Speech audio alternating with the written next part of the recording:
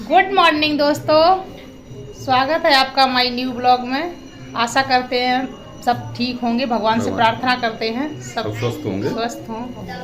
और आज जो है भैया वट सावित्री पूजा है। आज व्यस्तता बहुत ज़्यादा है ना? हाँ, आज बिजी ज़्यादा है क्योंकि आज बरगद की पूजा है, तो मुझे पूजा करने जाना है। अच्छा, हाँ। तो बरगद है कहाँ पे? ये हनुमान मंदिर के पास में है। अच्छा, हनुमान मंदिर के पास में है जी। चलिए ठीक है, बस निकल रहे हैं, हम पूजा करने के लिए जा रहे हैं अब। चलो तो भाई। ये हो रहे भैया बरगद अमावस्या की पूजा की तैयारी। ये भैया देखो हो रही है बरगद के लिए पूरा भैया अपना ले लिया सामान सट्टा।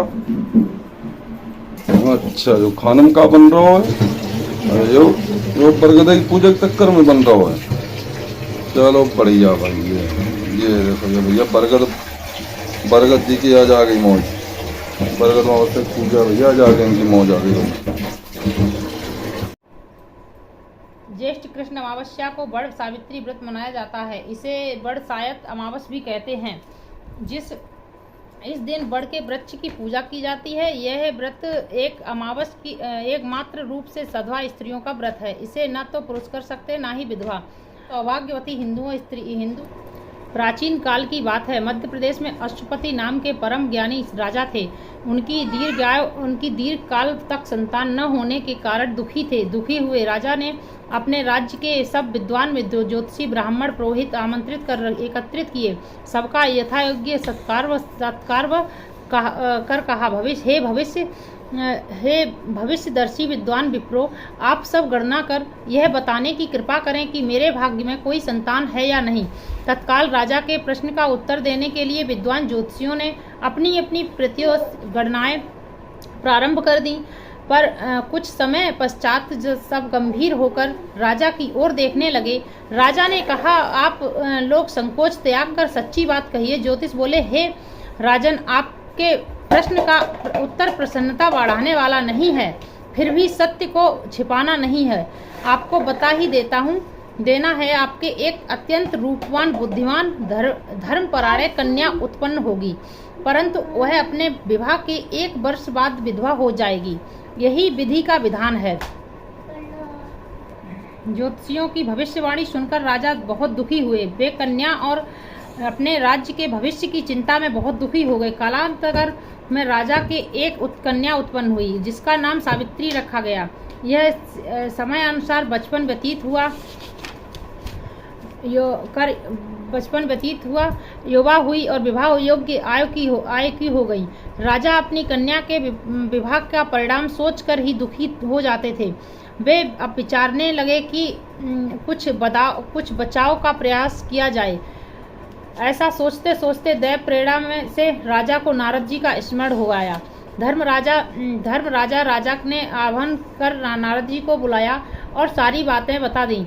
नारद जी कुछ पल विचार कर बोले, हे राजन, तुम अपनी कन्या के विवाह का दायित्व उसी पर छोड़ दो। तुम अपनी कन्या से कहो कि वह अपने लिए स्वयं ही कोई योग्य वर तलाश ले। तुम्हारी कन्या जिस युवक को अपने भावी पति के रूप में तुम्हारे सामने प्रस्तुत करे, तुम उसी के साथ अपनी कन्या का पूर्ण शास्त्र विधि से विवाह कर दो।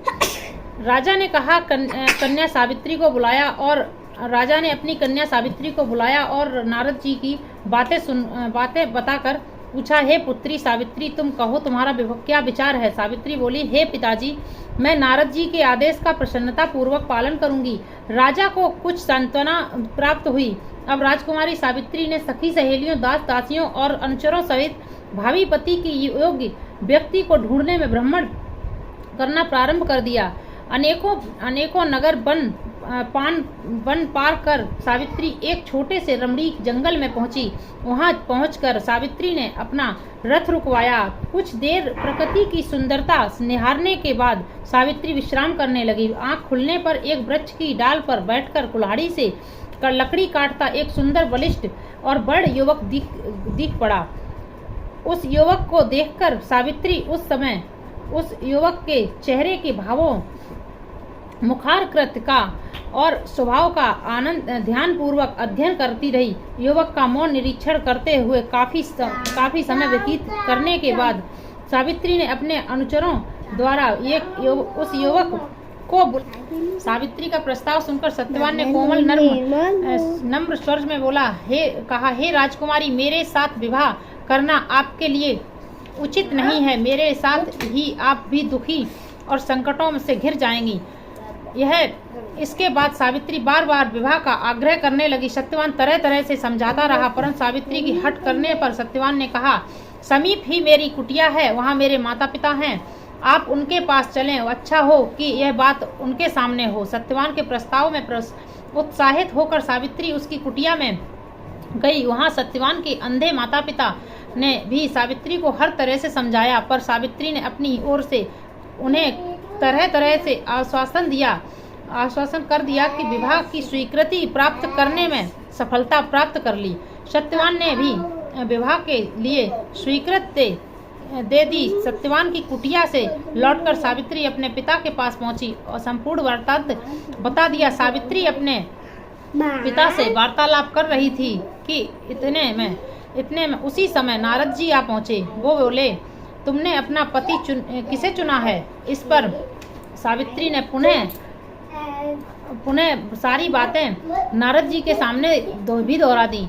नारद जी बोले, सत्यवान एक गुणवान, रूपवान, सदाचारी सज्जन युवक है, परंतु विवाह के 1 वर्ष बाद ही उसकी मृत्यु हो जाएगी।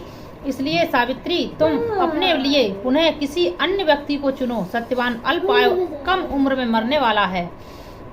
नारद जी की बात सुनकर सावित्री बोली, हे नारद जी, दैव भय से मैं धर्म विमुख नहीं हो सकती हूँ। हिंदू नारी जीवन में एक बार अपने पति का चुनाव करती है। मैं सत्यवान को अपना पति चुन चुकी हूँ।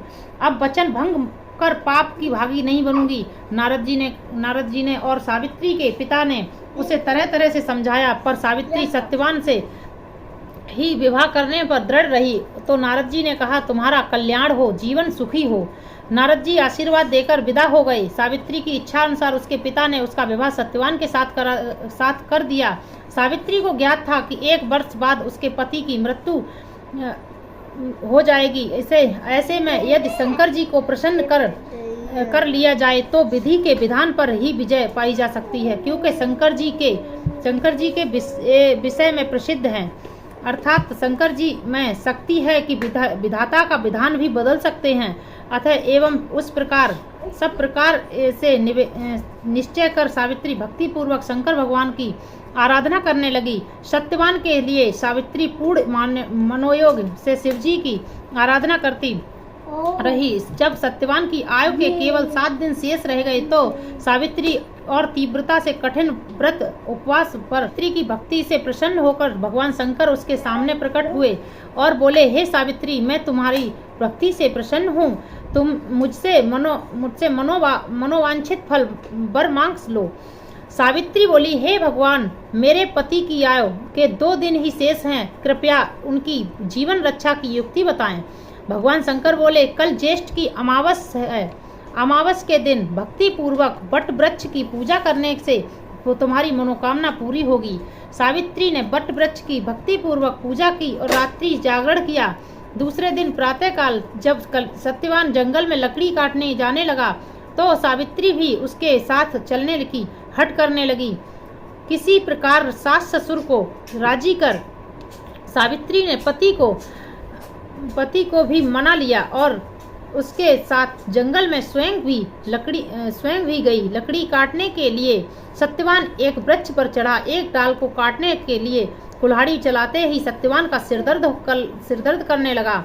वह वृक्ष से नीचे उतर आया और सावित्री से बोला, मेरे सिर में पीड़ा हो रही है, मैं आराम करना चाहता हूँ। पतिव्रता धर्मपरायण सावित्री चिंतित होने लगी। सत्यवान कुछ ही देर में मूर्छित होकर अचेत हो गया। तभी सावित्री ने अपने सम्मुख एक दिव्य पुरुष को देखा। उस दिव्य पुरुष को देखकर सावित्री ने पूछा, आप कौन हैं? उसने उत्तर दिया, मैं यमराज हूँ। तुम्हारे पति की आयु समाप्त हो चुकी है, मैं उसके प्राण लेने आया हूँ।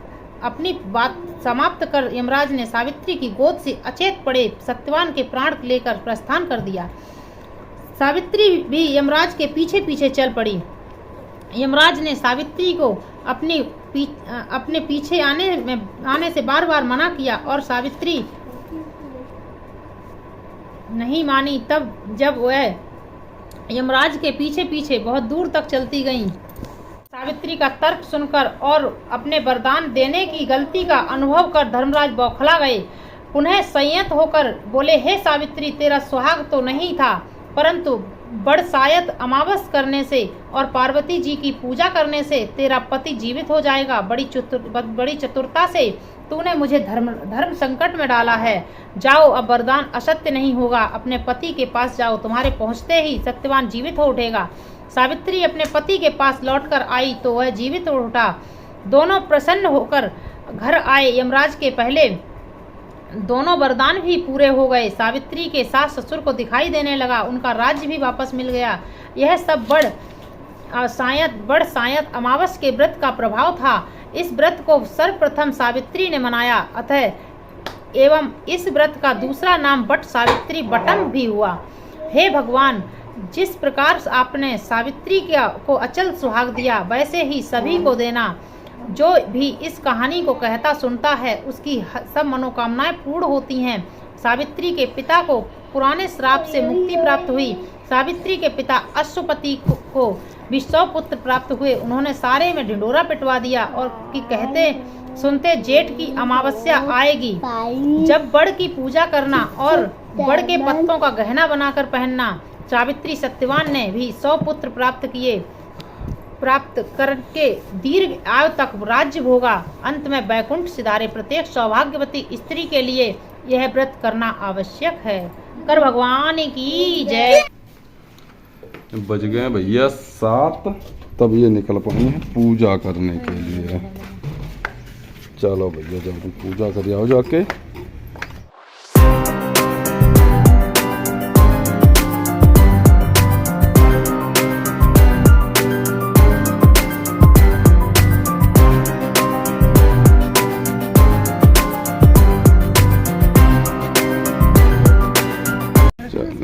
हाँ, सवर रही हो। चलो, अरे निकाल कर तो रखो। अरे कोई बात, हमारे हाथ में फंसे हुए निकाल दें। चलो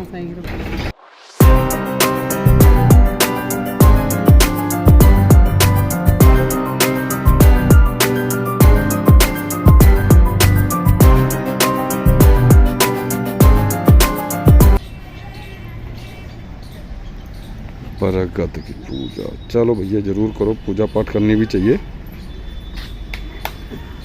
चलो भाई,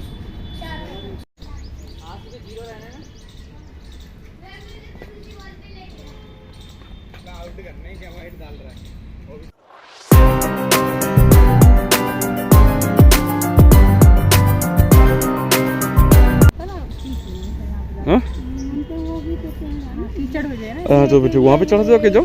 हाँ हाँ, तो इसी पे चढ़ा दो ना। ये तो यहीं पे तो रहा, यहीं चढ़ा दो। चलो, पूजा वैसे संपन्न हो गई। चलो बढ़िया रहो यार। एक बार जब पूजा की तैयारी कर रहे हो तो कम से कम एक ही बार हम करो सारी तैयारी।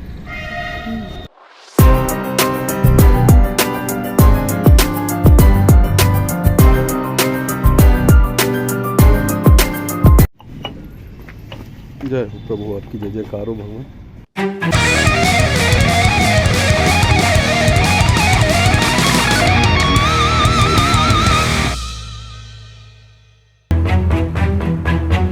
दोस्तों, आप लोगों को मेरी वीडियो अच्छी लगे, पसंद आए तो लाइक करना, शेयर करना, चैनल को सब्सक्राइब करना।